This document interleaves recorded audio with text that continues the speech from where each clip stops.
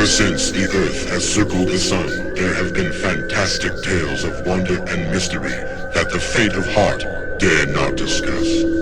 But three brave, uninformed souls have the brass to tackle every extraordinary happenstance, from the modern age to the dawn of Mantis.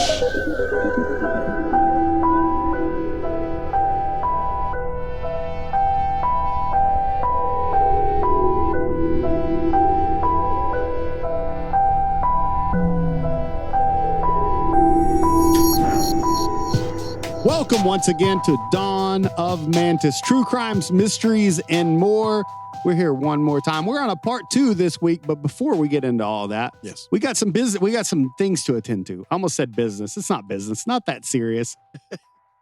It's nothing like too crucial, but we've all done our homework, fellas. We've all completed our task. Yeah. And we've watched our dollar store cinema. So it's Dawn of Mantis versus Dollar Store Cinema. That's right. Yeah. So sorry, I was like, oh shit. Okay. You took it. It took you a second, but that's okay. So we'll get there. Who wants to go first? Who wants to talk about their? So the gag was, or the bit, or whatever you want to call it. We were supposed to watch a dollar store movie that I picked up, and we were supposed to try to complete it. But if we couldn't, we have to say that the movie won. And we couldn't stick with it. Yes. So we're going to see right now who actually made it and who didn't. I feel that you should go first. Oh, you want me to go first? I just feel. I can go first. Oh, yeah. I was hoping Sam would go first. Yeah, because mine's not going to take very long. Okay. So Mine's not I got either, the DVD case here. Scorpio. It's Scorpio. Mhm. Scorpio. I had good feelings about this one. Sam? You know, the Please tell problem me. is I tried to watch it late at night. Okay. And both times I fell asleep. It was a slow starter. Even about an hour in, I still fell asleep on this one. Okay. So, I don't have much else to say about it. Hey, that's an honest review. It's a good one if you want to take a good nap or... Well, did you wake up the next day feeling rested? Because I feel like even though you lost, you won in a way, right? I mean, it put you to sleep like a lullaby. It did. Okay. So, in other words, you're just saying that it's a very slow movie. It's just a really slow. It was not much slow. dialogue. And it's like espionage and that kind of stuff. Okay. But I don't know. Are you not into that kind of? I know I really Oh, am. you are? I like So- that stuff. I just couldn't really. It was a super slow It didn't get you. espionage movie. Okay. Yeah. It didn't? Okay. Yeah. Okay. But I mean, maybe if I'm more awake and trying to watch it in the middle of the day, I'll give it one more chance Well, to try and get through it. Yeah, either or, whatever we want to do. But Dawn of Mantis right now is 0-1. Yeah, Yeah. it's beating me right now. Yeah. So, Joe, Yes. did you give us a win? No. Oh, no. What was your movie, Joe? It's called We Had It Coming, We Had It Coming. starring Natalie Krill. I do have to say that her acting was great. Okay. She So is it a wasn't good about her. actress. It's just weird because the very beginning of the movie, it starts with a young lady is committing suicide, and it kind of somehow leads you to believe, and it's true, that she was down on her luck and was working for some pimp. Okay. And it was too much for her, and she's committed suicide. And then so Natalie Krill plays this character who is her sister, and now she's out for justice or whatever, right? You made it pretty far into it then. 29 minutes or something. Okay. Not much. Not far. I was just gonna say, you would probably have to be down on your luck to be working for some pimp. But that's Yeah, I would think so. That comes with the territory, right? Yeah. So couldn't get a win from Joe. No, because it was too, like Sam said, it was really, really slow. And I'm okay with slow movies. There's some slow movies that I like, but it has to, like Paris, Texas. Have you ever seen that movie? Yeah. Yeah. I think Harry Dean Stanton. yeah. Back in the 80s. Okay. That's a very slow movie, but it's interesting. This one was not. And I get it. Look, I get it. Men have done some terrible things throughout history. They This continue movie, to. this movie is a very like feminine power, F all men. It actually never shows a man's face in the entire movie. Anytime It sounds like the What? adult, like Peanuts, like Snoopy. Yes. Do all the men talk like, "Wah, wah, wah, wah, wah, wah, wah." No, but all the men are terrible, and every man in this movie is a monster. And every time there's a man, it shows them from the back or it shows them from like the waist. It never shows a guy's face. Well, that's interesting. It's yeah. but it's so dark and Yeah. so slow and so Okay. macabre. There's like 17 minutes where there's not one damn word said, and I don't know, dude. It just lost me. Yeah. It lost me a half an hour in, so I'm out. Well, I'll tell you what. Man, if you were only a half an hour in and there was already 17 minutes with no dialogue. Yeah, well, I may have exaggerated a bit, Oh. but let's Yeah. say 5 minutes. Well, It I'm just gonna felt tell you like guys. 17. It was not good. It didn't interest me. Not to say it wasn't a good movie to some people. It did not interest me. Well, they had two players in front of me striking out. I stepped up to the plate, got my bat, tapped it on the base there, but I struck out as well. Oh, Sorry, you guys thought I was going to say that I saved the day. me, yes. I made it 10 minutes, maybe. So 10 minutes? Now, okay, here's the thing. I never should have had that movie. It didn't have a chance to begin with. I liked UFC back in the day, Yeah. but Rocky I thought was a good movie back in the day, but that's still pushing it for me, that type of movie. Like even Karate Kid, I'm not, it's okay. The wax on, wax off, paint the fence and all.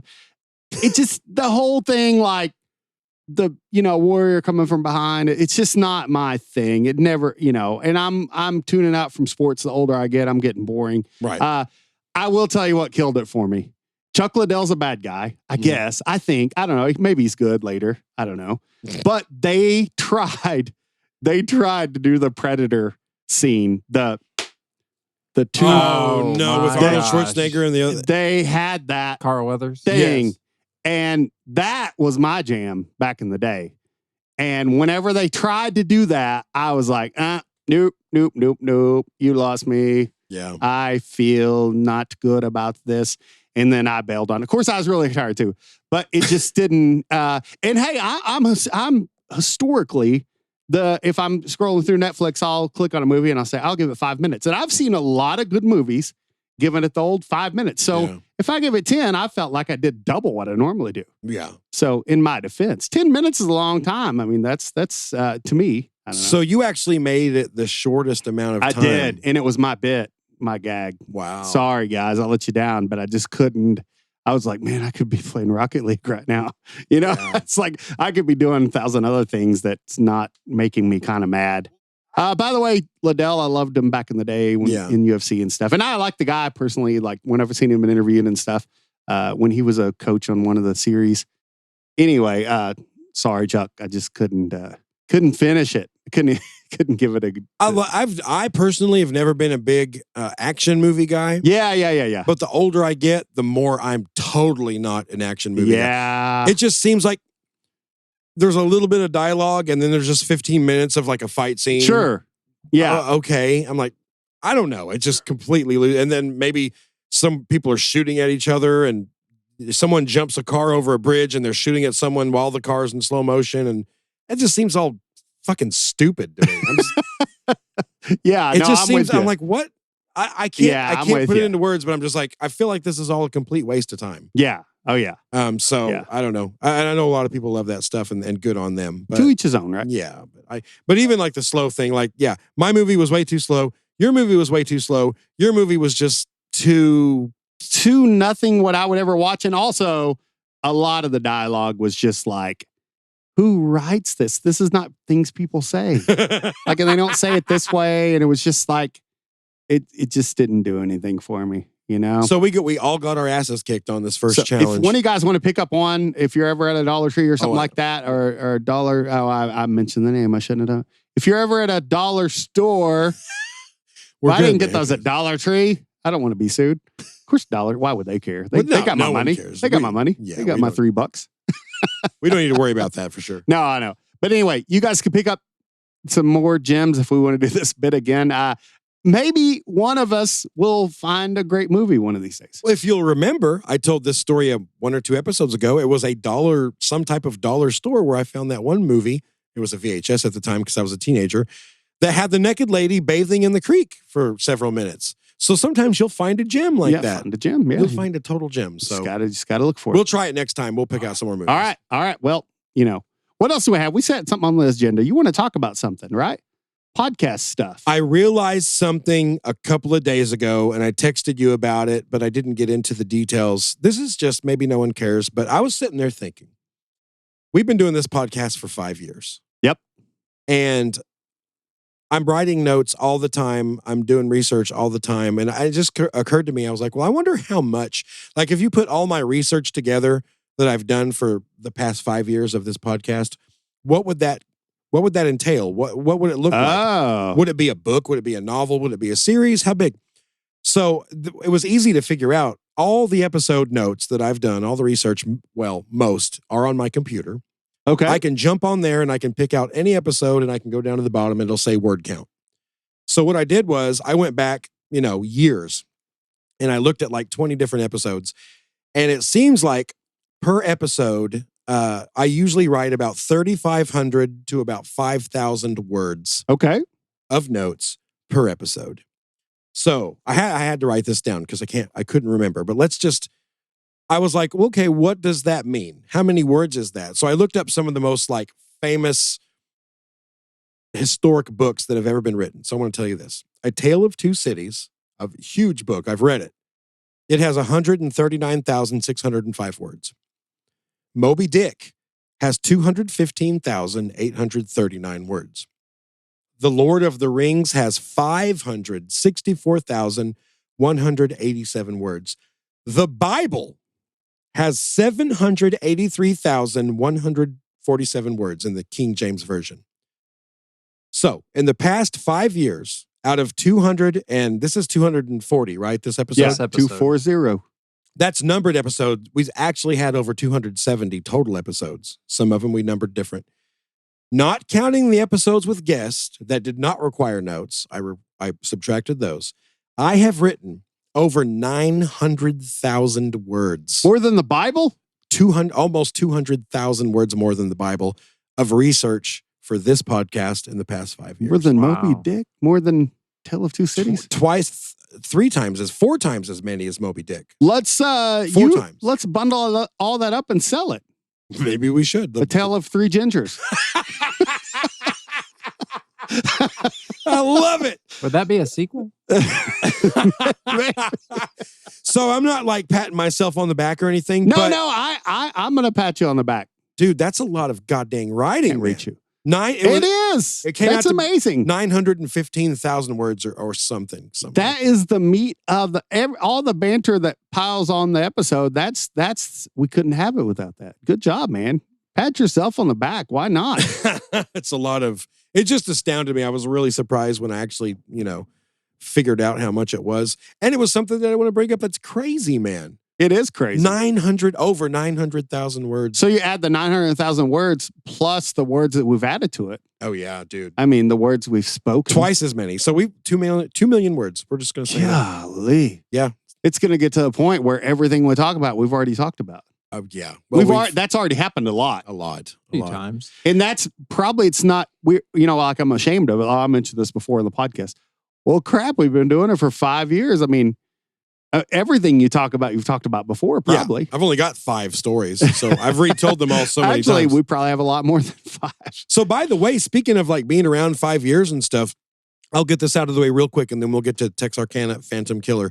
But I noticed when I was looking at our analytics that out of nowhere, we've had a lot of downloads and streams of episode number 88. Was that what it was? Those are the old school episodes. Yes. Back when it was just me and Ivan in a little shed that I built out in my front yard, Cellar Top Studios. Episode 88, it was back in like early 2020, if I remember correctly. And it was Accidental Movie Deaths Part 3. So I had just done research, and this was like, part 1 was like 1920 to 1970. Part 2 was 70 to whatever. Part 3, it was hilarious. It's 3.5 hours long. The episode is. That's crazy. What makes it so funny to me, because when I saw that there was so many downloads of it out of nowhere, I was like, well, that's a random episode. Yeah. It's several years old.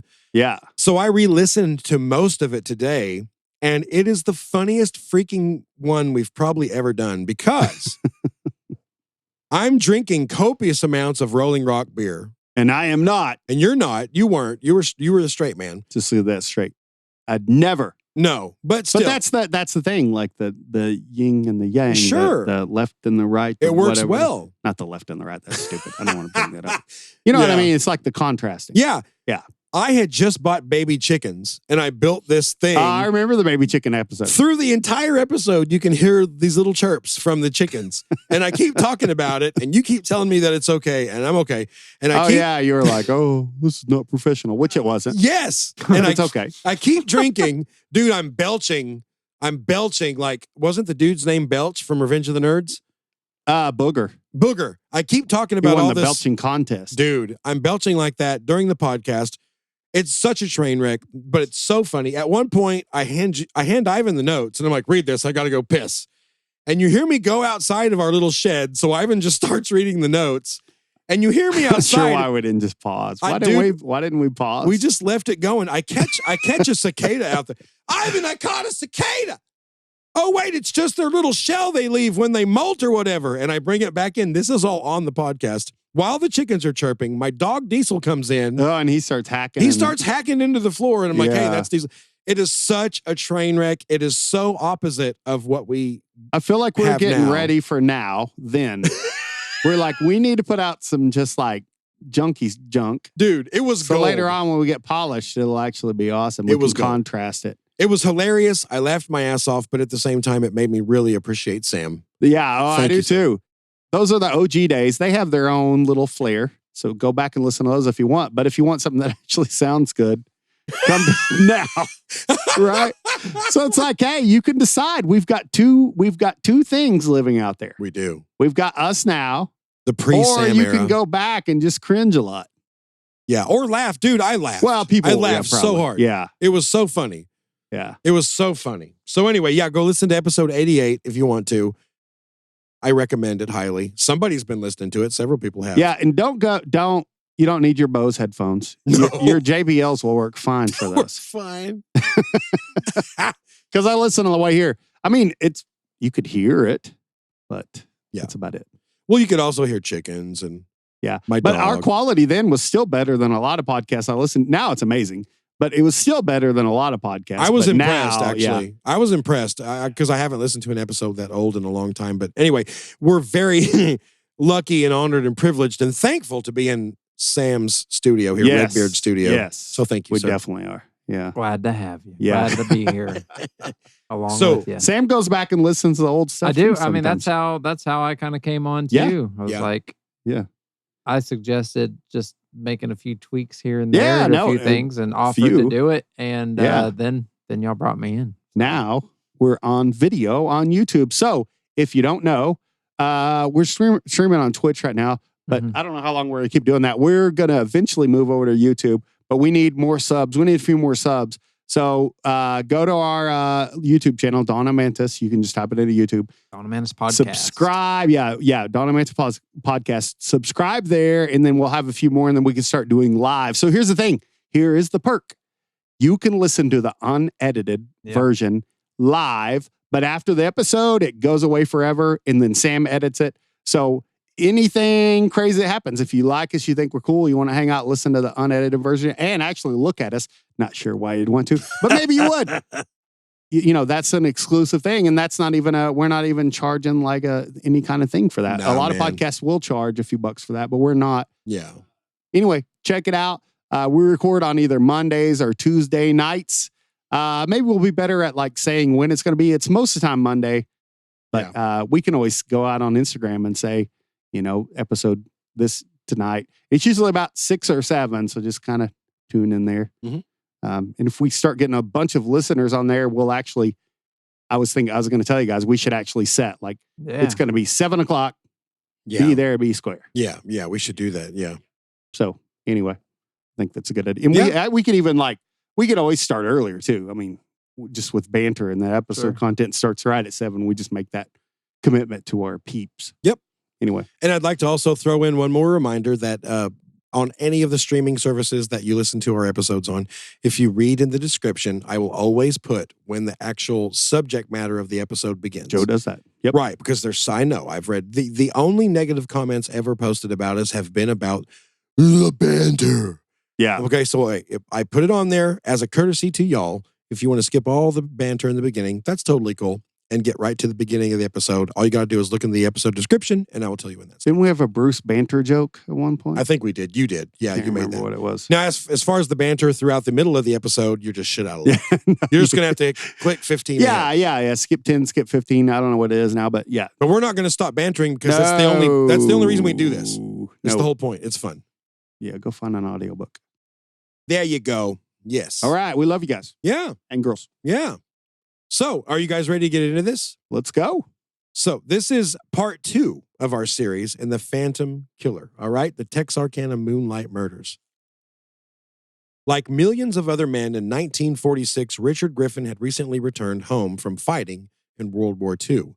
He had served in the Navy's construction battalions, or Seabees as they were called, in the South Pacific, and had been sent to Hawaii to help rebuild after the attack on Pearl Harbor. He'd even worked on some of the very ships the Japanese had torpedoed during that attack. He was one of 5 kids and grew up on a farm in Cass County, Texas, just a few miles southwest of Texarkana. I just learned CB. I had a friend that went to the military and he said he was a CB. Yeah. And I was like, oh, it's like, must be like someone that works at the sea, like a busy as a bee at the sea. It makes sense to me. But it's construction battalion. It awesome. is. I just learned something. I never did that. Construction battalion. Nice. That's what our next job, man, Joe. Richard Griffin, was in. Yeah.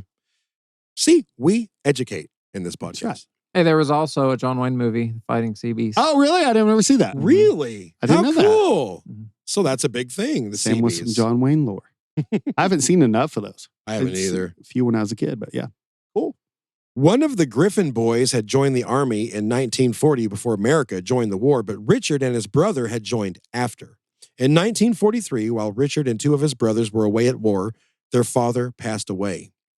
At the time, Richard was building airstrips on newly acquired Japanese islands and was not able to come home for the funeral. By the time he was discharged, the family farm was gone, and his mother and 2 siblings were living in an apartment at 155 Robinson Court in nearby Texarkana. So that's how they came from Cass County into Texarkana. Okay. Jimmy moved in with them and began to look for some work. Before the war, he had worked as a carpenter and cabinet maker, so it only made sense to pick up where he left off after coming back home. He was hired to work on a long-term project back out in his native Cass County, but the job site was 40 miles from Texarkana. Car production in the U.S. nearly slowed to a halt during the war, and all Richard had been able to find upon his return was a worn-out old 41 Oldsmobile that had been previously used as a taxi. He was transportation, though, although he usually only came back from his job on the weekends. And I said a worn-out old Oldsmobile. It was 5 years old. Yeah. So that would be like driving a 2019 or 2018 now or something. Yeah, just a little different with like they didn't last quite as long. 100,000 miles was a death sentence for a car, but technology's come a long way. Yeah. Well, I guess maybe this particular car, since it had been used as a taxi, Sure. Yeah. was maybe more worn than than your typical 5-year-old car. Yeah. Probably something like that. I don't know. I know I've got a 1964 Rambler that only has 89,000 original miles. Yeah. And that thing, man, it runs like a Yeah. Yeah. It has nothing to do with this case, but I just wanted to throw that in there. It's an old car. We're talking about old cars. Yes. It does have to do. Polly Ann Moore was a 17-year-old resident of Texarkana. Her father had died of a stroke when she was 8 years old, and like many other families in that predicament, the Moores had struggled after the patriarch's death. But Polly was exceptionally bright, and she graduated in 1945 at age 16, so she graduated like 2 years early. The following year, she got a job at the Red River Ordnance Depot, which manufactured ammunition for the war effort. The plant was located several miles from their home out in Cass County, and Polly Ann didn't have transportation, so she ended up renting a room at 1215 Magnolia from a family friend in Texarkana. So instead of trying to make that drive, she didn't have a car, there was no bus out there or anything. She ended up renting a room in town that was closer to Red River. You're doing that thing. You're doing that thing where we talk super good about someone before something super bad happens. It's a true crime thing. It is. Like Cold Case Files do it. Any show, any podcast. Anyway, I don't know why I wanted to point it out. I'm almost like, Joe, you're doing that thing again. I know what you're doing. Yeah. I hate it, but that's where we are, right? That's the nature of the business. I will never say that she lit up a room. Okay. Every true crime like documentary or whatever you watch, the victims, everyone loved him. They lit up a room when they walked in. No one, it was always like that. I will never say that exact phrase. Okay. That's good of you. It's just at least you have a line you won't cross. I won't cross that. She lit up a room. Yeah, I like it. I like how you have a rule. I'm not doing it. If you ever listen to me, if you're listening to this and you light up a room when you walk into it, you're going to die. Someone's going to kill you. I want to dim rooms so no one ever kills me. He really dimmed some rooms. He darkened the shit out of a room when he walked in. You'll live to be 85. Well, turn the dimmer down. So, so from Texarkana at this room in 1215 Magnolia, she rode the bus on to work, which was way closer. Yeah. The Moores lived not far from where the Griffins had, Richard Griffin, who we just mentioned, and Richard's family knew them well. So everyone knew each other out in Cass County. They were well acquainted with each other. Sure. When he returned home from his years at war, he was shocked to discover that little Polly Ann Moore, who was just a kid when he left, had grown into a beautiful, voluptuous young lady. I bet she really lit up a room. You said you weren't going to say it. I didn't say you couldn't Am say I it. allowed? She was 100-watt bulb, baby. She lit up a room. He was like, your days are numbered because you are lighting up rooms left and right. My God. But yeah, really. Now, if I'm set, I'll have to text you as soon as I'm watching the show and they say it. Sam, we need to do the same. That's amazing. She lit up a room. Everyone loved her.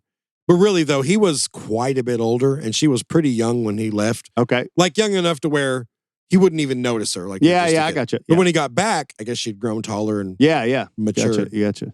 The pair immediately took an interest in each other and began dating in February of 1946. So, Richard was 29 and Polly Ann was 17.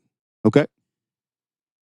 But that was not really an issue in the 40s. I know. These No. days, Chris Hansen would come out and be like, could you take a seat right there for me? Yeah, and probably for good reason. Actually, not even probably. Yes, for good reason. But listen, it's very strange. Throughout most of human history, that was no issue at all. Up until about the last 60 years, 70 years. And I'm not saying it was right. Yeah. But I will say this. Of its time. It's a thing of its time. Yes. And I will say this, though. When my grandfather met my grandmother, she was 16 and he was 22 or 3. So, but that was back in 1940. Sure. They got married and they remained married one day short of 61 years. My dad died. Well, I say my dad, they adopted me. Yeah.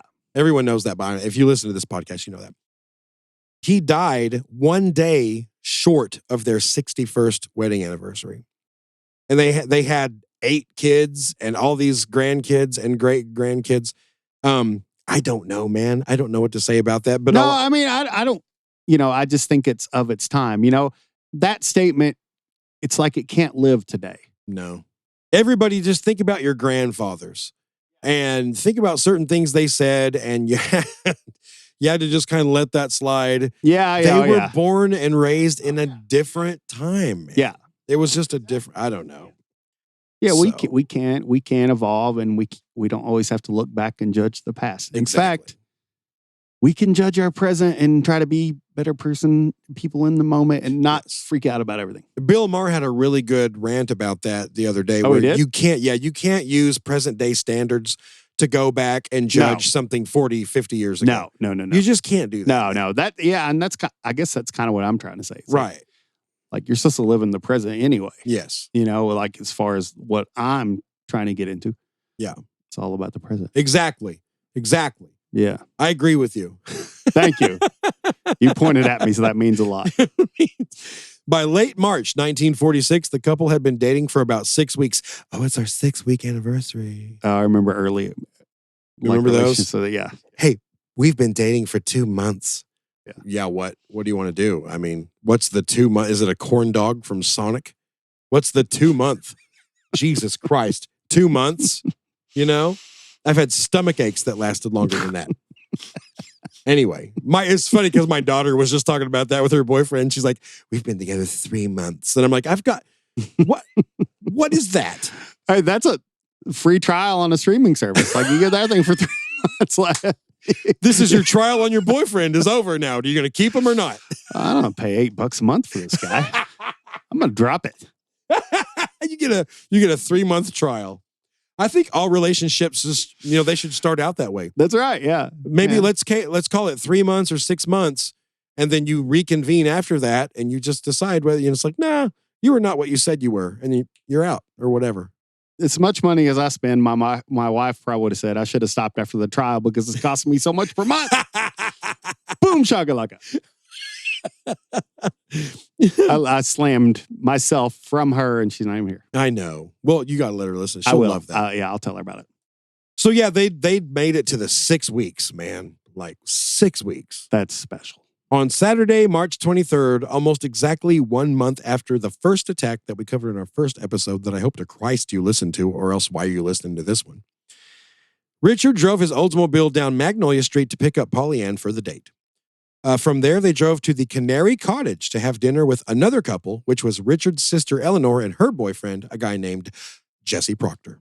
Okay. Jesse Proctor. That's a strong white is. I like American name. I like it. My name's Jesse Proctor. The Canary Cottage was a popular all-night steak and chicken joint, and the couples ate and hung out there for about the next hour and a half before parting ways. Okay. Got timeline established. Yes. I like to do everything in chronological order. That's right. For Richard and Polly Ann, the next destination was the Paramount Theater to catch the midnight movie, a comedy called Snafu. Okay. Never heard of it. But first, they ran back to Polly's rented room at the home on Magnolia Street because she had spilled something on her blouse during dinner and wanted to change before the movie. Okay. From there, they drove back to the Paramount and watched the movie, Snafu. After the film was over, the couple was still not ready to end the night, so they drove over to the West 7th Cafe for a post-movie snack, and they left there around 2 a.m. All right, so despite it being the mid-40s, I don't know what everyone pictures the mid-40s as, but it's like late at night, and these two kids are still out. Well, I wouldn't quite call it partying, but they're Yeah. It's just, a lot of small towns used to have stuff like that, like late night cafes after the movie, stuff like that. Yep. Even the little town I'm from, it was like that. And it was just, it's strange to even think of. Like, walk around now and, I'd take my dog for a walk at like 9 o'clock and nothing's open. Oh, yeah. Yeah, in my little hometown, the whole town shut down at 9 or 10 except for one gas station. Yeah. And they had a little fantastic fried burritos and stuff like that. So we'd all go hang out there. And Yeah. it was open. I think it was open all night, even back in the 90s. Sure. Yeah. But, I think it was. That's where we'd go hang out. It's the only place other than in front of the bank. Mhm. That's what we talked about on the last episode. Yeah. So they go to this cafe. They leave around 2 a.m.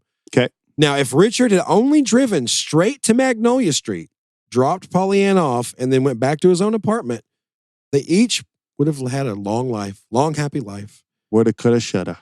They would have died as old retirees living in a communal center down in Florida, right? But that ain't what happened. I know. Not on this you podcast. said this episode, you were going to have some deaths. So, I'm ready. I'm braced. I'm buckled in. All right, buckle your seatbelts, babies, because here we go. At 9 o'clock the following morning, a man was driving down Highway 67, about a mile and a half past the city limits, near the Stockman Cafe. As he passed the turnoff to a dirt road, he saw a car parked awkwardly about 50 yards down. For some reason, he felt there was something eerie about that scene, so when he arrived home, he called the police. Said there's a weird, I don't know what that means, parked awkwardly, but there's a car down there that shouldn't be there, is what he said. Yeah, just not like pulled over like you would if you're having trouble. Maybe it's like some kind of weird angle. Yeah. I'm assuming, is what that was. Yeah. Upon arriving at the scene, police made a gruesome discovery. Richard's body was found in a kneeling position behind the front seat, face down. He had been shot twice in the back of the head. His pants were around his ankles and his pockets had been turned out. Polly Ann was also dead and had been shot in the back of the head. Polly Ann had been shot in the back of the head and was slumped over beside him. A steady rain had fallen sometime after the murders, and any footprints or tire tracks the killer may have left were washed away. So they were in the back seat? You know, I read so many different accounts, man. It's so confusing. So I'm glad you mentioned that. I just want to say here, some accounts said that Polly Ann was stretched out, lying face down in the back seat, and Richard was in the front seat. Some accounts said both of them were in the front seat. One account said Richard was behind the front seat, like I just read, slumped down.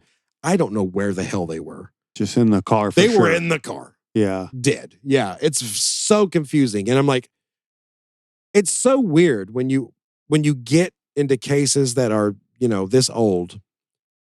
It's so frustrating because you're just like, well, where were they? Why are there so many different accounts? Yeah. They were in one position.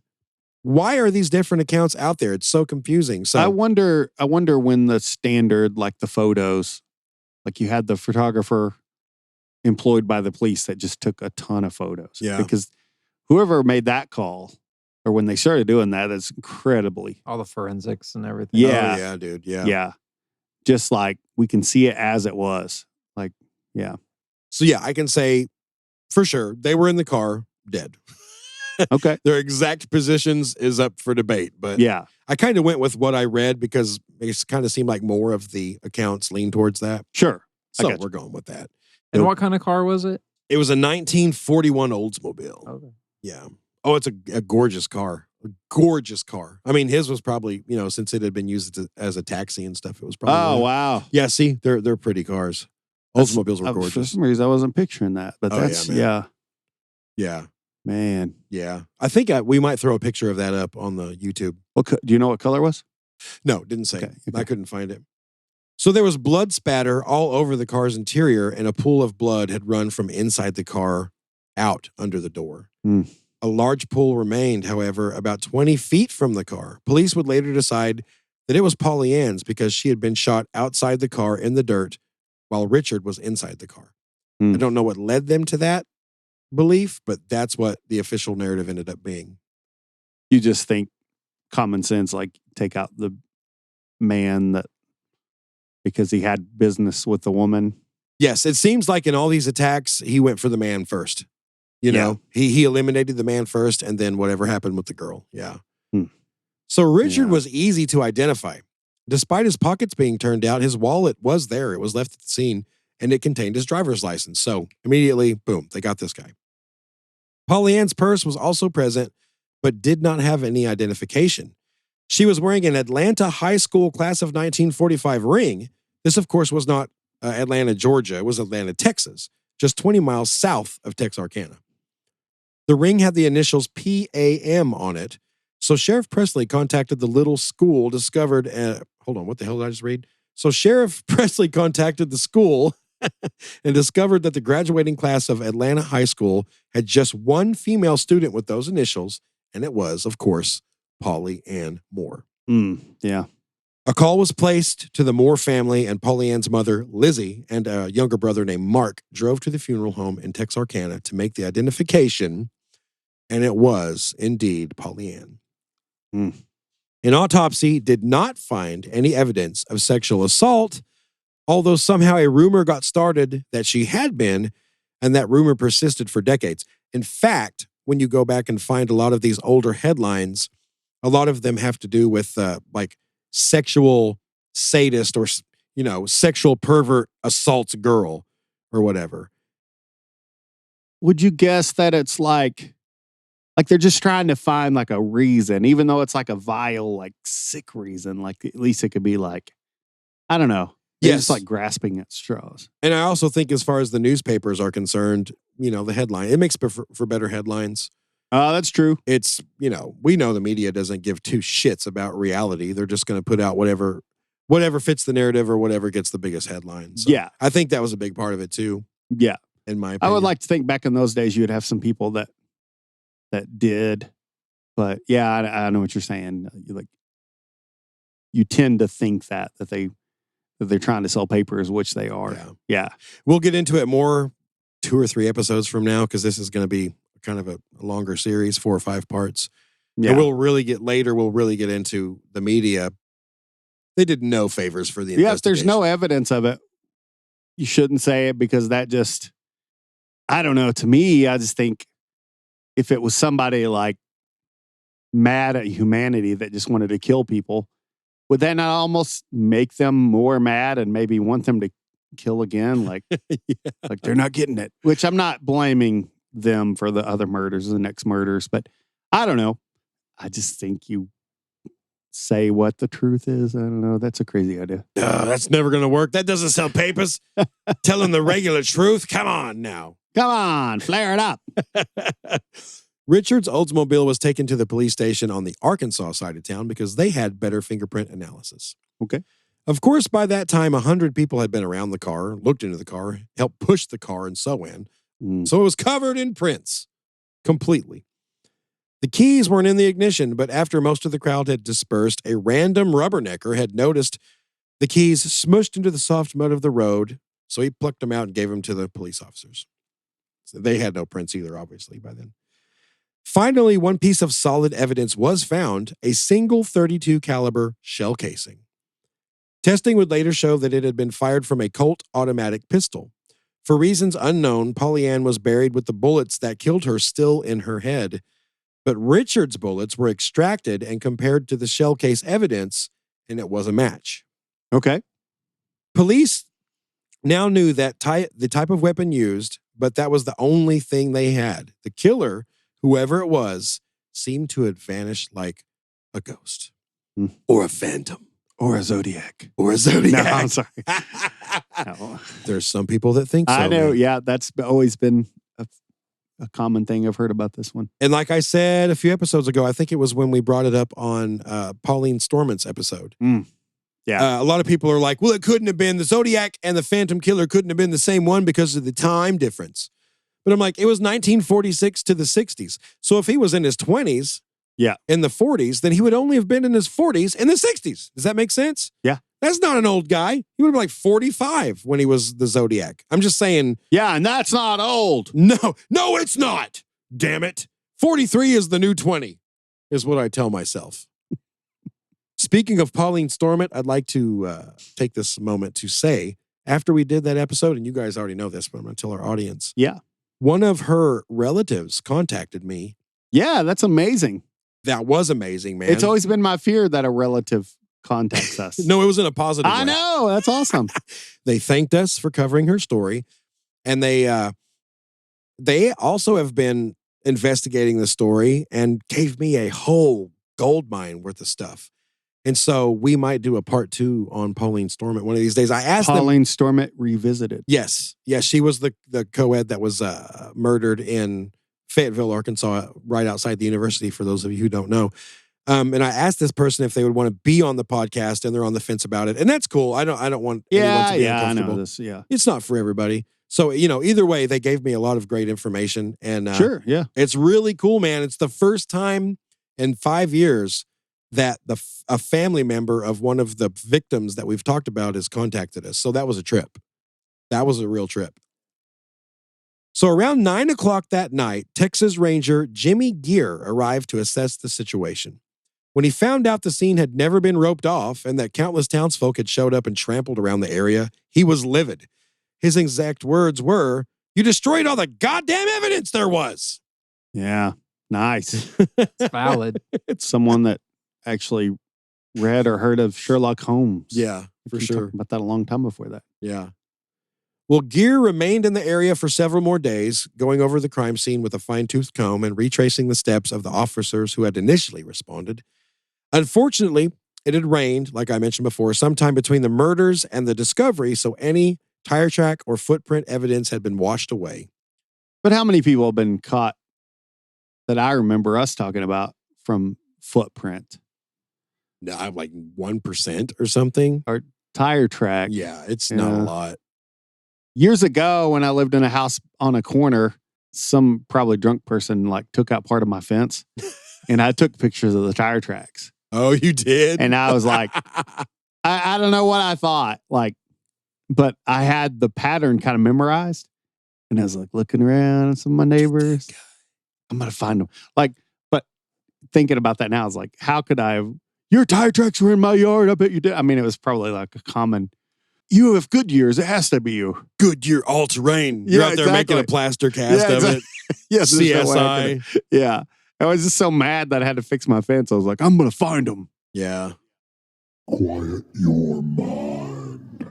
Texarkana erupted into paranoia and suspicion once the news the murders spread through town.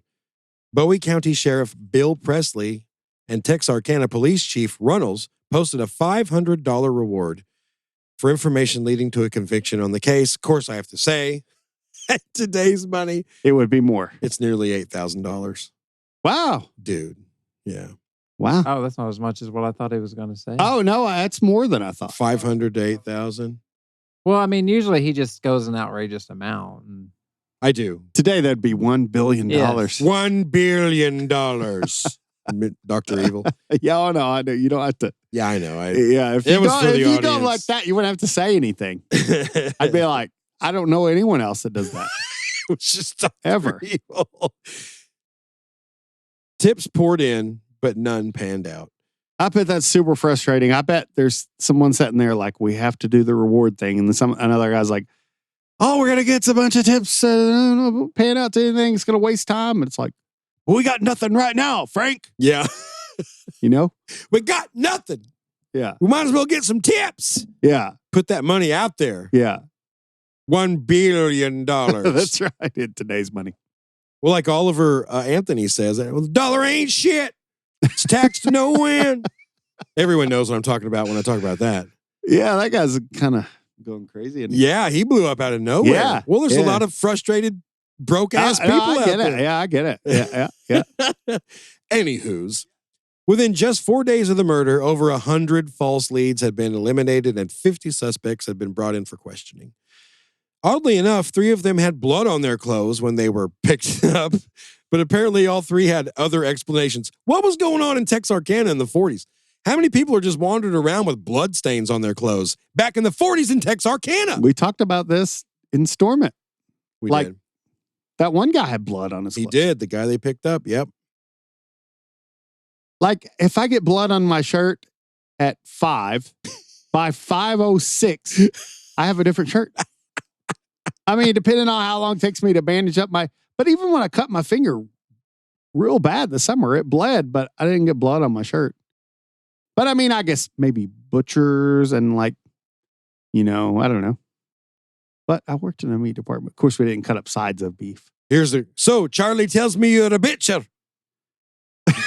What quote is that from? That's from So I Married an I Actor. love you guys so much. Yep, that's it. Charlie tells me you're a bitcher. Do you link your own sausage? Yes. I love it, man. I used to have to do that, by the way. You linked your own sausage? Links? Really? Yeah, so you take the grinder apart. I'm going to tell you guys something. I'm going to inform you. You take the meat grinder apart. You might already know this. But then you put it back together, but you put this thing on there that looks like a little funnel. It looks just like a funnel sticking out of the meat grinder. Yeah. And you slide all this, what's called casing, which is intestine of beef intestines or pork, whatever you have. And you slide it all on there like something else. And then you press the button and then it pushes the sausage out and then it goes out and then you twist out and twist. And you get really fast at it. I had to do that for like an hour or 2 every week because it sold like crazy. Anyway, I was a link maker. You were a link maker. Yep. I didn't eat it for a while because that casing, I didn't. But now I'd eat it in a second because that sounds delicious. But when you're working in it, right? Like when I worked at a pizza place, I didn't eat a lot of pizza. Right.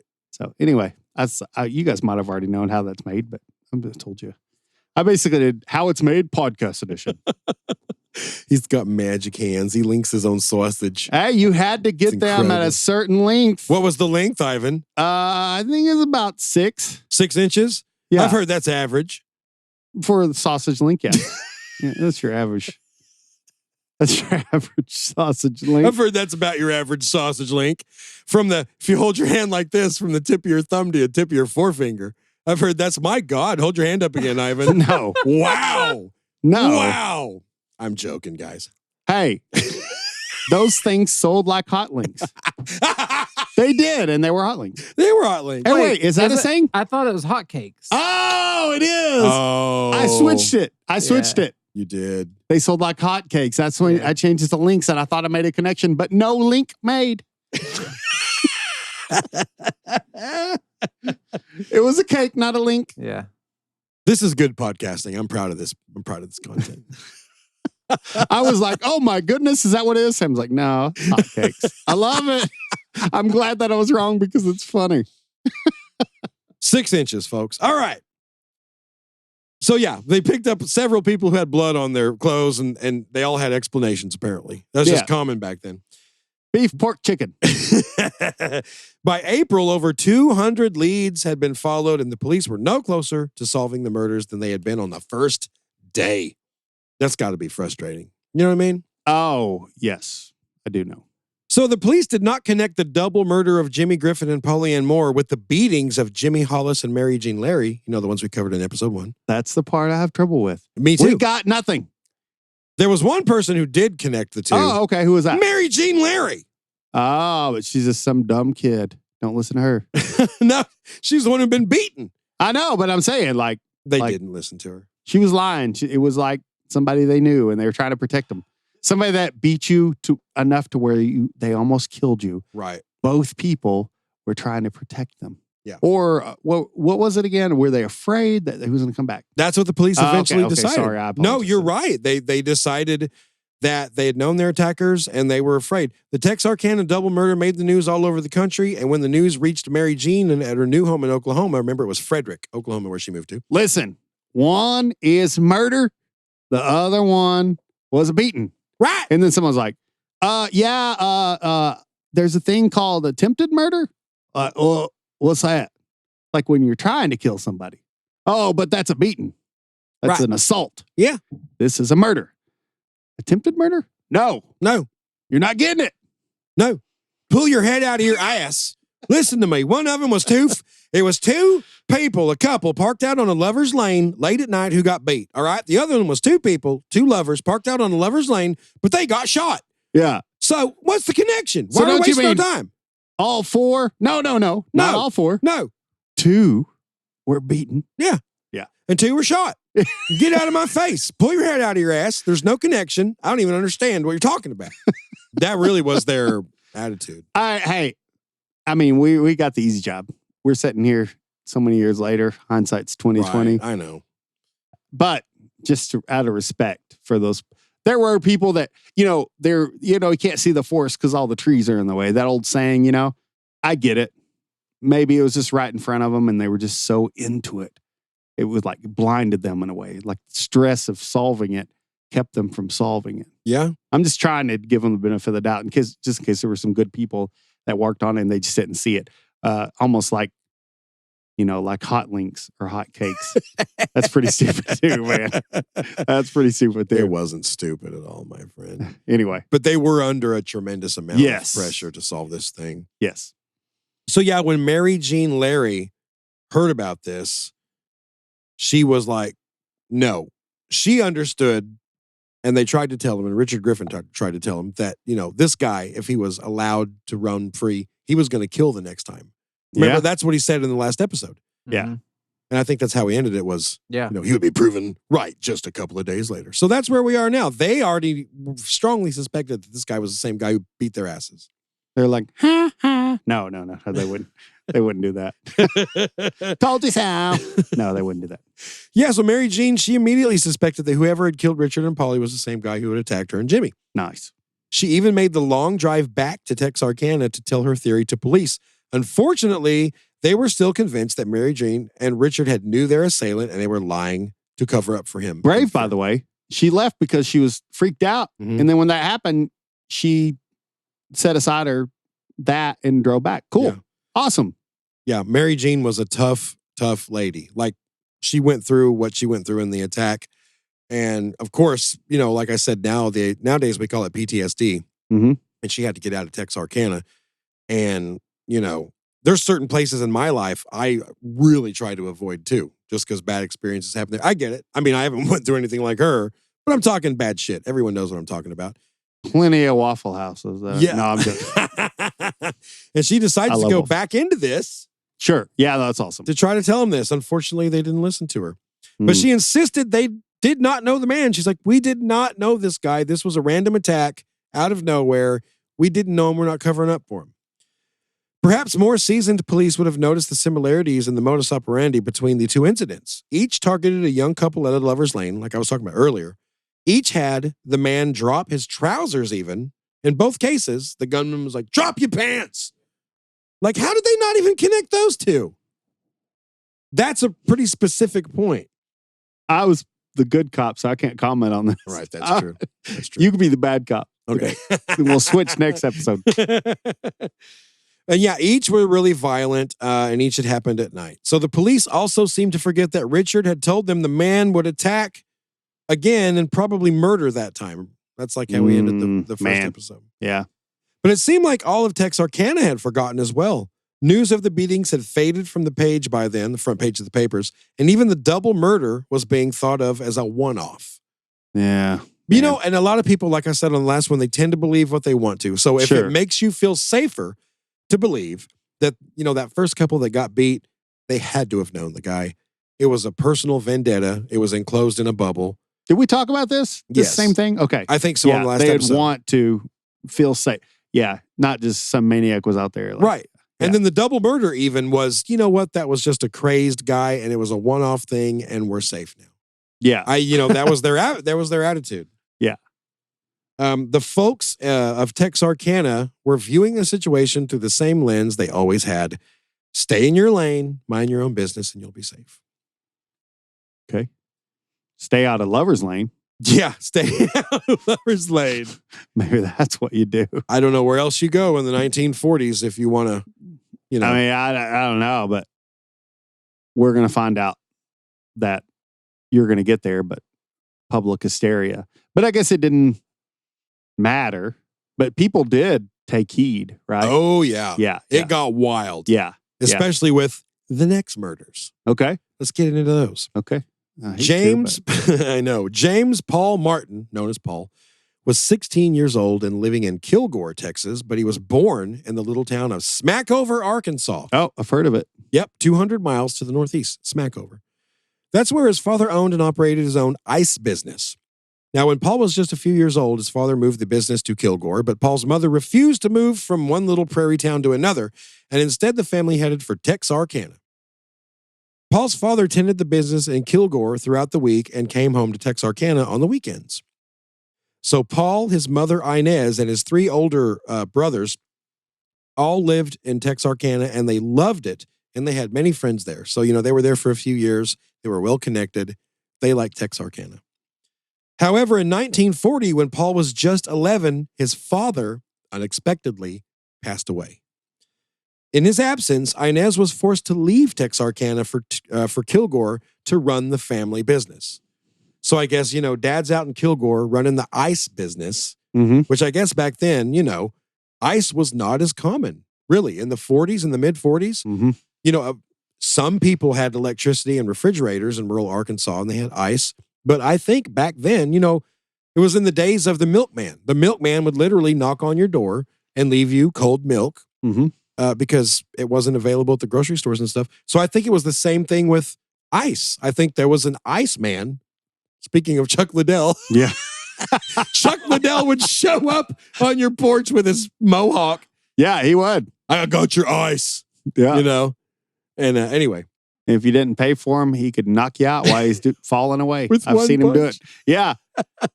That's the thing about him. He could have knockout force by going back. Do you remember that? Oh, yeah. That's how he got, maybe it was Rashad Evans, somebody. Yeah. Dude, it was the weirdest angles. From any angle, Chuck Liddell could just pop a guy and he would be out. It's the weirdest shit ever. Yeah. And he had a beer belly. He did. Despite being, you know, the guy trained for hours every day. And the guy was cut, but he never got rid of that belly. Yeah. I mean, it wasn't crazy like mine, but it was. For a fighter, yeah. It was kind of cool. It wasn't like Roy Nelson. No. You remember him? Roy Nelson? Look up Roy Nelson. Yeah, I remember. This guy looks like he's never worked out a day in his life, and he was knocking out everybody. Roy Nelson. Yeah. Oh, yeah. All right. So, yeah, dad dies, right? Paul's just 11. This seems like a lot of dads are dying early back in the 40s, unexpectedly. Yeah, I know. Polly Ann Moore's father died real early, too. I don't know what was going on. Yeah. So anyway, when the war came, the 3 older Martin sons, they left to go fight. And Paul, he was too young to serve, so he attended a military school in Mississippi. After that, he returned to Kilgore to attend high school and work part-time at the ice plant. This was back when, like, most Americans were, like, proud to be here and they didn't hate the country. Mhm. It seems like most Americans hate their own country nowadays for whatever reason, which is kind of sad. Yeah. I think a lot of it's, I don't want to get political, but anyway, that is just, all I'm saying is most people today are like, America's just this juggernaut of war that oppresses, blah, blah, blah. But back in the 40s, people were like proud. Yeah. Oh, yeah. I'm an American. I'm proud of that. Yeah. So when there was a war and when Japan attacked and we got sucked into World War II, there was a flood. Like, Oh, yeah. Like we got into earlier, people were lying about their age because they wanted to go fight. Yeah. You know, that was back when there was a little bit of pride around here. Yeah. Well, there's pride now too, but pride to be an American, there's a shitload of pride, but a different kind of pride. That's true. So, yeah. We have pride on both sides. Yeah, 'Cause we- you have the Proud Boys too. So yeah, got a lot of pride. So let's meet Betty Jo Booker. Okay. She was a 15-year-old junior at Texas High in Texarkana. She was very popular, a really good student, and she had a pretty unique part-time job, especially for a teenager. Betty Jo played the saxophone in an orchestra band called Jerry Adkins and his Rhythmaires. Okay. Yeah. This band performed mainly at VFW, Veterans of Foreign War, club dances, which despite the drab-sounding name, they were pretty hopping affairs back in the 40s. There was alcohol, there were fights. You know, for a VFW hall, it got kind of wild sometimes. I bet. They went till 2, 3 in the morning. It's crazy. Betty Jo had always been a performer. As a toddler, she was crowned Miss Tiny Texarkana. Ah. Yeah. She's a little honey boo-boo ahead of her time. Well, I don't think she was anything like honey boo-boo. No. Probably not. Like farting and yeah. She had regularly performed song and dance numbers for civic groups as well as singing at church. But for all her giddiness, Betty Jo had a troubled childhood. Her father died in a car accident when she was just a baby. What is with all these fathers dying? Every goddamn father in this story is dead early, too early. I want to know why. What is happening? There's not a man in Texarkana in the 40s older than 31 because they all died early. Jesus Christ. Every father in this story has died early. Am I not wrong? Yeah, and some punk killer goes and makes matters worse. Yeah. Killing lovers' lanes before. Why couldn't he have died early? Exactly. This He guy, must not be. he wasn't He a was father. He 20. was single. He did not have kids. We figured it out. That's for damn sure. He was single. If he would have been a father, he would have died at 31. That's right. Okay. We're building this profile. I got a single man without kids. No kids. No kids that I know of. Hey. No, really. I've got a low sperm count, so definitely no kids. You just did a Family Guy bit. Yeah. That was a Family Guy bit. Somehow it fits in there. Anyway. So yeah, big shocker. Her dad died when she was just a baby. Another dad gone. But she had an older brother who was born with... This just gets worse, guys. All right, hold on. I want to read this seriously. And I'm not laughing. This is one of those situations where I'm not laughing at what I'm reading, guys. I'm laughing at the situation, okay? Terrible situation. She had a brother born with brain damage, and he passed away at the age of 16 at a Little Rock institution. Man. So just not good, dude. Not No. good. He wasn't even a father. I don't know why he died early. He had no kids. This means that out of what was once a family of 4, only Betty Jo and her mother, Bessie, remained. Oh, man. That's crazy. Yeah. You know? But I imagine it'll get worse before it gets better. Oh, yeah. I don't mean to be ER, but I think something bad's gonna happen. Yeah. Well, Poo. buckle in. Oh, There's a lot man. of poo about to happen. It was so stupid. Nice turn. I like it. This caused the pair to be incredibly close, right? Out of a family of 4, it's just Mom and Betty Jo left. So, of course, they're going to be close. Sure. Bessie remarried a guy named Clark Brown 4 years after her husband's death, and this guy was an amazing stepfather to Betty Jo. Oh, that's awesome. He was the man he didn't have to be. I love that song. Brad Paisley. Is that Paisley? I'm pretty sure that's Brad Paisley, isn't it? It's a good song. You were the man you didn't have to be. It's like about having a stepdad that can, hey, I know your dad died at an early age, but Met the man I Let's play called my catch. dad when I was something years old. something years old. Yeah. Yeah. I'm in that situation. I got a stepdad who's the greatest guy ever. Yeah. He came into my life when I was only like 5 or 6 years old, man. And he's listening to this right now. He is. in Cliff, the I love truck. you. Yeah. Oh, man. He's going to tear up. Cliff. I hope he does. No, I don't. He's in the road. Cliff. If you're tearing up, exit. Take that exit. Go into whatever it would. Flying J's. Flying J's. Yeah. Park behind the Flying J's. Joe, don't tear up your stepdad on the episode. He's moving freight, man. Let me tell you right now, though. I will tell you right now. No, I've met him like 6 times. Yes. Like extended amount of time where I got to hang out with him. Yeah. And it was awesome. Remember when we made your Halloween costume at your house?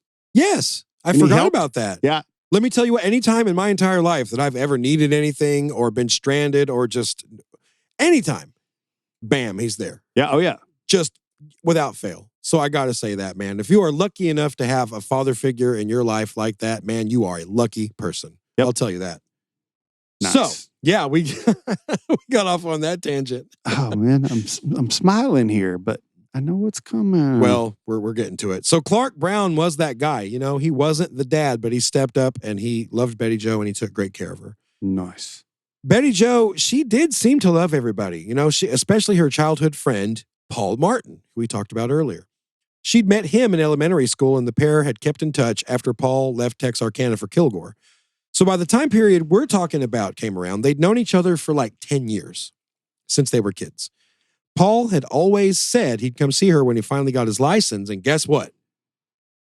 Oh, no. Gets his license, he's true to his word. Yeah, you know it's coming, so we can't be excited, but after school let out on Friday, you know what happened right after I got my driver's license? What's- Lost my virginity. You didn't give me a chance to say anything. I know, I went We right didn't into have it. a chance. You didn't even give me a chance. What were you going to guess? Hey, guys, that wasn't Sam didn't edit that. Like, that was how much airtime we had. And Sam, you could look at the waveform. Yeah. He asked that question, and I guarantee there's not a space There's in not. between those waves. Yeah, no. You know what happened to me? Okay. It didn't submit Cherbourg on, but Dude, I had a chance to answer. I'd had a girlfriend for like 2 years when I finally got my license, and she was a year older than me and didn't have her license yet for whatever reason. But, it's like when you can't get away, you couldn't even drive to a lover's lane because nobody has a license, right? Yeah. So you get to second base like 74 times in a row, and it was just an unspoken thing. We both knew it. We both looked at each other, and we both understood, Jesus Christ, when you get your driver's license, because I just got in the car, it's going down. It's happening. You know what I mean? It's happening. So anyway, it's like, hey, I got my driver's license. And then, I could drive you to the exact spot to this day. No, I'm not going to let you. No. This is where the magic happened, Ivan, right here. Right here. Well, 17 it's a good thing you hours were in Texarkana. after I got my license. Yeah. If we were in Texarkana, we would have been shot With your pants down. with our pants down. That's what they got the saying. Don't get caught with your pants down. Probably came from all these. Oh man, I wonder so. Did Yeah. it really? Oh, Yeah. I don't know. No, I'm going to say that it did. I think it's probably just like you're going to the bathroom and there's no way you could run with your pants down. Yeah. I did. That's There is probably a it. theory that so when they do like psychological profiles of the Phantom Killer, there's 2 things about the pants down thing. They think that Oh. number 1, he wanted to make the male drop their pants because, like you said, you're pretty much incapacitated if your pants are around your ankles. And then another thing was the humiliation. Yeah. There was something to do with that. So there was like every psychological profile, they'll name those 2 things when it comes to that part of the case. Speaking of sayings, and this has nothing to do with that, but we were talking about pooping. Do you know where the term log jam comes from? I learned this last night and I'm proud of myself. So I'm going to tell it because I don't have a sheet full of facts. I have a brain full of them. Log jam. It's where they used to when they were cut timber, they would use the creek to or the rivers to actually move logs. Mhm. Oh, it doesn't have to do with pooping? No, it has to do with logs. Oh. So it's called log jam. And they had these guys, which we should do a whole episode about this, or at least part of one. We had these guys, I think they were called log runners, and they had a pole and they would just run on the logs and they would keep it for hitting the bank because you would cause a log jam. And if it was a log jam, you'd lose a whole bunch of money because you're waiting on those logs to get down to the end of the river so you could load them to sell for. So, yeah. So that's log jam. You know, Seriously. Yeah. You don't want a log jam. I just keep thinking about the Big Lebowski. You know what I'm talking about? I knew you would. The name of that dirty movie was Log Jamming? Yeah. Yeah. No. Yeah. I'm telling you, I watched the whole documentary about the gold rush and timber cutting last night. And log jamming. Yeah. Yeah. So those guys, it was like for every one woodcutter, like with axes to fell these huge trees, Yeah. 10 log runners would die.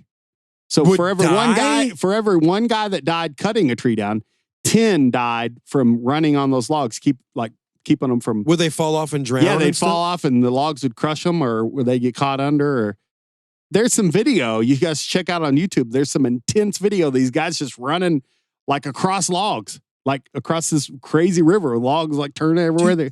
That's how they have those. That's why they have those lumberjack games. Yeah. I've seen those. Yeah, it's an ode to that. Yeah. Anyway. The log jammers are like the unsung heroes of the American experience. Really? I feel like we should have 60 I seconds don't think of they were silence. log jammers. They were log runners. I like log jammers Log better. jam's a bad thing. You know what? Bad for business. We need those logs in Sarasota tomorrow, so don't let there be any log jams. I wonder how log jamming would translate to the pornography. No, I'm being serious. I don't know. I'm not going there, but Okay. somehow All right. I'm really trying to think about it. And I just went. I went to poop where I went. That's how I came up with it. If you're ever log jammed, try Metamucil. And Lux Bidets. Lux Bidet. Oh, That's right. yes. Lux Bidets. Our Lux future Bidets. sponsor. We're just a spray away. I Yep. just thought of that. Back to the story. After school let out on Friday, April 12th, 1946, now Paul Martin, remember, he's just gotten his license. He's like, I'm going to go see my girl, which she wasn't really his girl, but I think he wanted it to be that way. Sure. Okay. Oh, yeah. Anyway, yeah. April 12th, 1946, school's out. He borrows his brother's Ford coupe and he drives 100 miles to Texarkana. He was staying the weekend there with a friend named Tom Albritton. The next morning, Paul placed a call to Betty Jo to set up a date for that evening. She was set to perform with the Rhythmaires at a VFW club dance at 9 p.m., after which Paul would go catch the midnight movie on a double date with Paul's friend, Tom Albritton, who he's staying with. Do you know the movie again? I thought that was really cool when you knew that movie. Yeah, I think I found out the movie. It's cool. Think. I like that. I thought that was a cool thing too. Me, yeah. Just to know what they watched. Yeah. I wouldn't know if I know it. I probably won't, but we'll get one. I think I found the movie on this. Okay. It's okay if you didn't. So yeah, she was going to perform at the VFW club that night, and he was going to pick her up after, and then they were going to go watch the midnight movie on a double date. Paul's friend Tom Albritton and his girlfriend Ramona Putman. Okay? Okay. Gotcha. While Betty Jo was performing that night, the other three in the group caught an early movie and hung out in a cafe until after 11 p.m. That's when Paul left the group to pick up Betty Jo before rendezvousing back and heading to the midnight movie. That was the plan. Okay. What Paul didn't know was that the Rhythmaires shows routinely ran past 1 a.m. He shows up way too early. Yeah.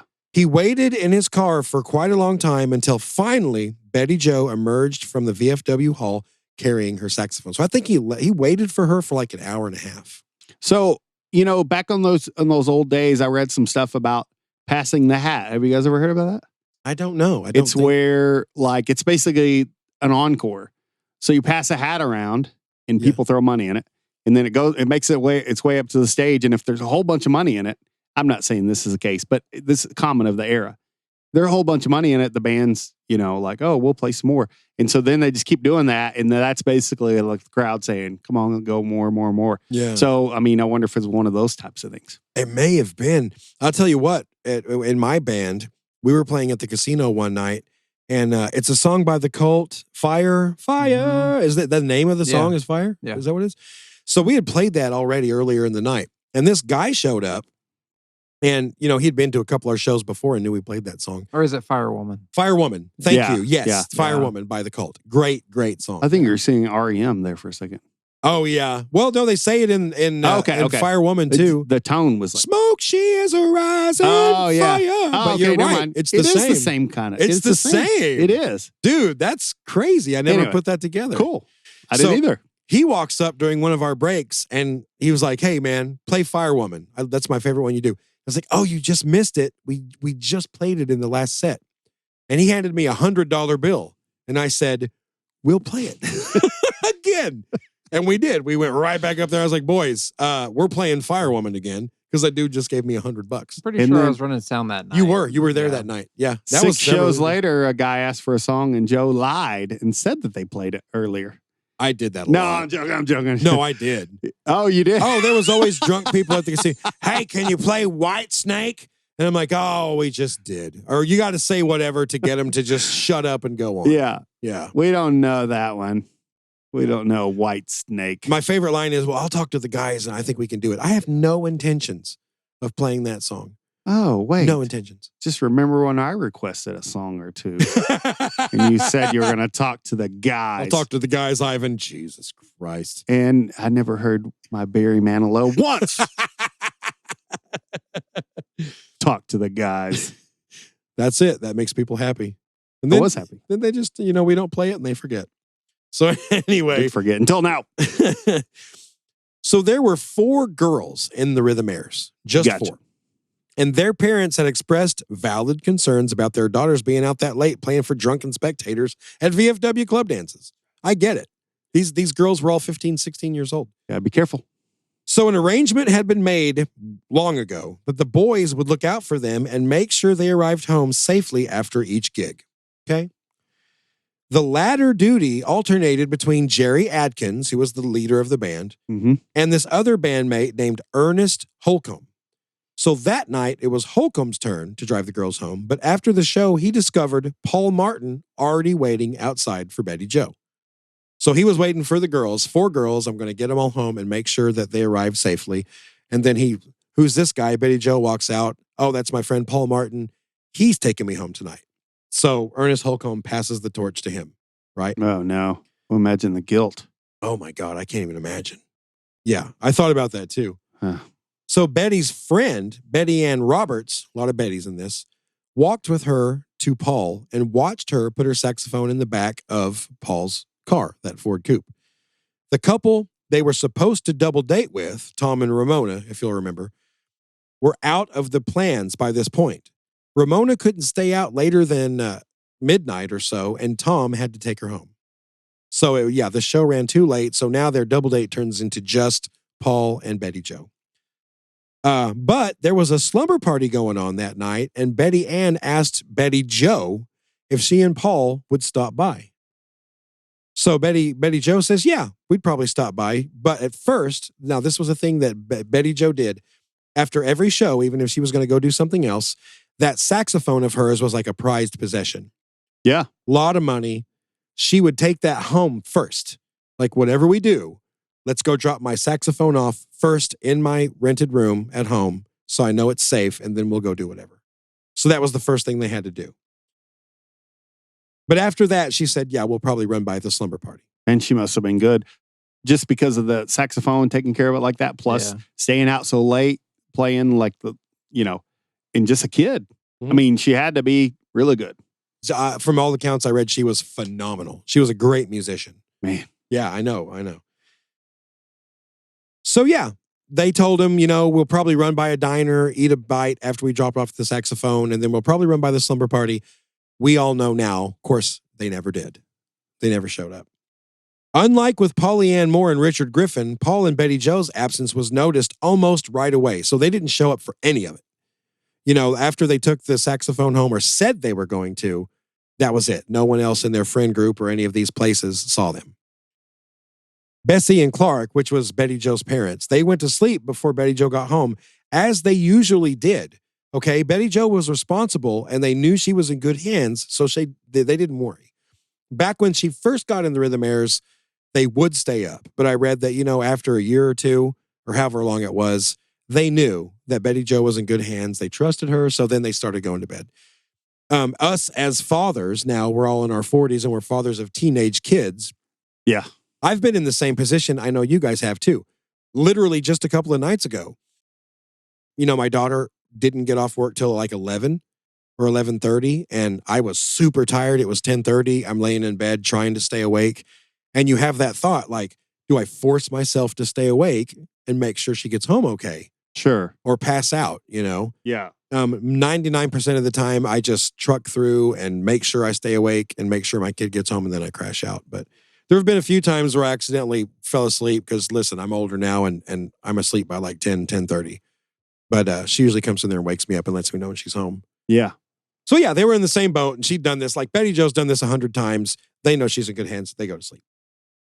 But Bessie, I'm sorry, her mother, she wakes up a couple hours later and she goes in to check on Betty Jo. She's not there. So that is a big deal. Her saxophone was not even there. Oh, wow. They didn't even make it there. They didn't even make it to take the saxophone home. So that makes her parents concerned. Clark placed a call to Janan, I think is what the name is, Janan Gleason's house. This was where that slumber party was happening. They had not seen nor heard from Betty Jo or Paul. That was weird. Then they called Betty Ann Roberts, who told them that the last time she'd seen the couple was when they drove away from the VFW hall. Remember, she was the family or the friend that walked out with her. Sure. Did they have car trouble? Did they decide to go somewhere that didn't have a phone? Betty Jo's parents prayed that their daughter would turn up by morning. Of course, she never did. Later that morning, shortly before 6 a.m., so still early in the morning, Mr. and Mrs. G.H. Weaver and their young son left their home on Summerhill Road, north of Texarkana, to drive to Prescott, Arkansas to visit some relatives. As they drove by Spring Lake Park along North Park Road, they came upon a crumpled form lying half on the gravel road and half in the grass. It was the dead body of a young man. Weaver saw a house about 200 yards down the road and rushed there to call police. Sheriff Presley and Texarkana, Texas Police Chief Jack Runnels, they were old friends, and they were grabbing some coffee before church together when this call came in. They were the first on the scene. The young man still had his wallet and ID in his pocket, and of course it was Paul Martin. He'd been shot 4 times. One bullet had entered the back of his neck and exited the front of his skull. The second had entered his left shoulder from behind. The third was through his right hand, and the final shot was directly in his face. So we all know, anyone familiar with true crime knows the story of those bullets and their locations basically means he was running, then he turned, he placed his hand up and was shot, from the front through his hand and then in the face. There was a blood trail from the body across the road to a fence. It looked like he'd been shot over there by the fence and had crawled to where his body was now lying. Learning from the mistakes they'd made at the previous crime scenes just a few weeks prior, police immediately secured the scene and did not let anyone but a few fellow officers through. So they, at least they learned something. Good. And even then, they had to mind what they touched or stepped on. So this crime scene was way better preserved. Word of Paul's murder spread through the town at lightning quick speed. Before Sheriff Presley and Chief Runnels were even done documenting their morbid discovery, half the town knew about the situation. As people in Betty Jo's circle found out Paul was dead, their concern for her went from heightened to, through the stratosphere. A call was placed to Jerry Adkins. Hey, did you drive Betty home last night? He said, no, it wasn't my turn. It was Ernest Holcomb's turn. So then he was informed that Holcomb had watched her leave with Paul Martin. So then they knew for a fact, Betty Jo had left with Paul Martin. Paul Martin is now dead. It does not look good for Betty Jo. Jerry had never even heard the name Paul Martin before, he said. But he went from annoyed to panicked when he was told that Martin had been found murdered outside of town. There were 2 questions on everyone's mind. How had this happened to poor Paul Martin? And secondly, where the hell is Betty Jo? Groups of law enforcement officers as well as volunteers were scouring all of Texarkana and its surrounding areas to try to answer that question. Finally, a group of teenage boys who had volunteered to search the woods around the Pleasant Grove community found a girl's body around midday. Like Paul, she was fully clothed. From a distance, it looked like she could have just been taking a nap. She was lying on her back with one hand in her coat pocket. George Boyd, the first to see her, stood guard while the sheriff was called. When Sheriff Presley arrived, it was confirmed that that was the body of Betty Jo Booker. She was about a mile from Paul's body and 2 miles from the abandoned Ford coupe that they'd been driving. She'd been shot twice, once in the heart and once in the left cheek right by her nose. The sheriff quickly noted the obvious similarities between the two sets of double murders and realized with horror that there might be a serial killer in their midst, although the serial killer term didn't even exist in 1946. Yeah. That wasn't until the 70s or so. Yeah. But anyway, at this point, law enforcement still did not connect the attacks of Jimmy Hollis and Mary Jean Larry to the murders. Because they were beaten, Right. not shot.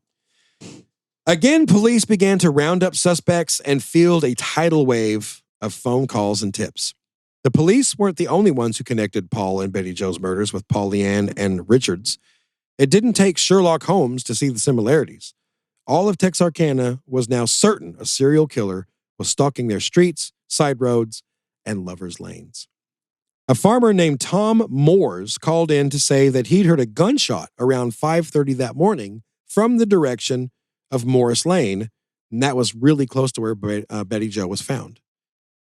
Another man named Ernest Browning, who lived off Summerhill Road, said that he'd heard gunshots on that fateful morning, followed by the sound of a car starting up. He then saw an older model car drive out of the Morris Lane Road around 6 on that morning. So all these things are right around 5:30 and 6 o'clock. And then that car turned south towards Newtown or Newton, which was the black section of town. Okay. Meanwhile, a search of the Ford, the crime scene, and the victims' bodies did provide some clues. 3 prints were left from the coupe that did not belong to any other known party. So they weren't Betty Jo's, they weren't Paul's. Foot tracks were found also from the car into the road where they disappeared. It was he probably got into another vehicle is what I'm guessing. Yeah. Also, it was confirmed that Betty Jo and Paul, like Jimmy and Pollyann, were killed with a .32 caliber bullet and most likely the same pistol. So they were definitely connected now. A swab of Betty Jo's body did reveal semen. Thinking that it may have been Paul, because, they were out there on a lover's lane. So, of course, the first thought would have been, well, what if, Paul and Betty Jo had sex and that was his? Now, I don't understand exactly how this works, but I found that a saline wash of Paul's penis was done and found no signs of intercourse. So, however that works, I'm not really sure, but it seemed pretty definitive. I haven't either. Yeah. But whatever that means, they were confident that he had not had intercourse that night. So, meaning that semen, 99%, a surety that it belonged to whoever had killed them. Of course, this was light years before DNA. Yeah. Oh, yeah, for sure. If they had a thought to freeze it. Yes. But who would have thought that? Not, yeah. At that time, like we mentioned on the other episode, DNA, they would have laughed at you. Like, sure. You can't ever tell that. Yeah. In late April, a couple of weeks after the second double murder, city editor Calvin Sutton coined the now infamous name for the killer. Realizing the mystery man needed a handle that was easy to remember and, let's be honest, flashy for headlines. He said, quote, "How about calling him the Phantom? If the son of a bitch continues to elude capture, he certainly should be called Phantom." Of course, we all now know that name. That's the name that this killer has been known by. He was soon to be infamous, and of course, he was not finished killing yet. He would kill again, and we will get to those murders on the next episode. Wow. Yeah. Those were rough. Yeah, that last part was rough, and I apologize. But I wonder, no, it's okay. I wonder how much time, I just think, early in these cases, if they would have tied the initial beatings, they would have more eyewitness testimony, just a lot more evidence. I mean, they could have had one or two more suspects, and that could have been the difference. I mean, woulda, coulda, shoulda. I get it. A long time ago. I mean, I don't want to crap on them too much. I wasn't there. I don't do anything when it comes to this stuff, Well, and in the police's defense, even if they would have connected Mary Jean Larry's and oh my God, I can't even remember his name. Was it not Richard Griffin? Oh, Jimmy Hollis. Yeah. If they'd connected their beatings with the double murder, I don't even know how much information that would have yielded them, because remember, they had conflicting reports. Yeah, that's true. One thought it was a light-skinned black man and the other thought it was a dark-skinned white man, and no one could agree on anything. And like Jimmy Hollis couldn't even remember the guy wearing a mask, but Mary Jean Larry did. Yeah. It was so bizarre. Like, I don't understand. And of course, we all know, we've seen the statistics on it and stuff. Eyewitness testimony is terrible. That's true. I just wonder if they had 30 suspects and they showed those pictures to them, and at least maybe one of them be like, oh yeah, I didn't remember till now, but that's him. Yeah. Or maybe have him talk. Yeah. So the one thing that was like, so Jimmy Hollis did not remember him wearing a mask, but he also did not remember the guy's face. And we got to remember that Jimmy Hollis was beaten so badly that he was literally in a coma for a while. So, any testimony from him, I take kind of with a grain of salt. I mean, I just think there's a chance that it could have shaken something loose, but I don't think it's a good chance. But I mean, you never know, from doing this for a while, listening to stuff that you've researched for more pages in the Bible. That's wild. I know that it's the weirdest things that solve these cases. Yeah. And you just never know. I just wish it would have been tied a little bit sooner. Probably not have made a difference, but maybe. Maybe. There's always a maybe. Yeah. Hey, I'm ready for the next one. This is awesome. So there's another sad but awesome. There's more murders to go, unfortunately, but that's why we're here. Yeah. And they were, of course, committed by the Phantom Killer. And so we will get to that on our next episode. Yeah. Good job, Joe. Yeah. So once again, thank you all for listening. We really appreciate you for tuning in with us every week. Like and subscribe, whatever you listen on. Make sure you hit that. Give us stars or likes or however it works. And leave a positive review. Yeah. Just leave a review. I'm good. Yeah. And watch us on YouTube. I mean, I know there are a few people out there who really, really genuinely like us. Yeah. So I'm talking to you folks. If you really like us, throw us a bone. Leave a review. We need YouTube subs. We want to go live on YouTube. Yeah, so we do. We might even ask on Instagram later in the week, give us some subs. Yeah, give us some subs, man. Yep. Okay. All right. Thank y'all so much. Good night. Guys.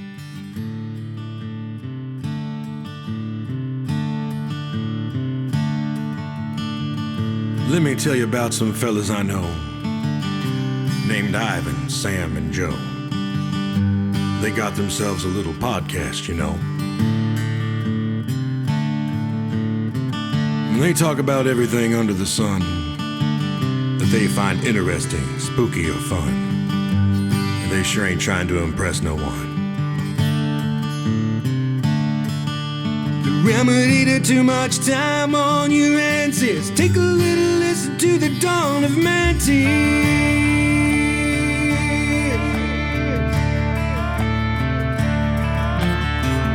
They talk about killers, monsters, and cults, French mates from hell, disappeared folks. Occasionally throw in a few dad jokes. They try to make every story extra nice by adding their own ginger spice.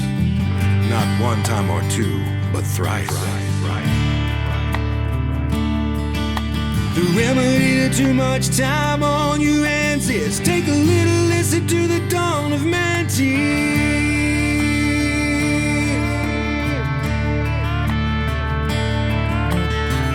Now I'm sure these fellas will be around for quite a spell, 'cause there sure ain't no shortage of stories to tell. 'Cause this old world's as weird as hell. But hell, even if nobody listened, know they'd maintain a fine disposition, 'cause shooting the breeze is kind of their mission. The remedy to too much time on your hands is take a little listen to the dawn of Mantis.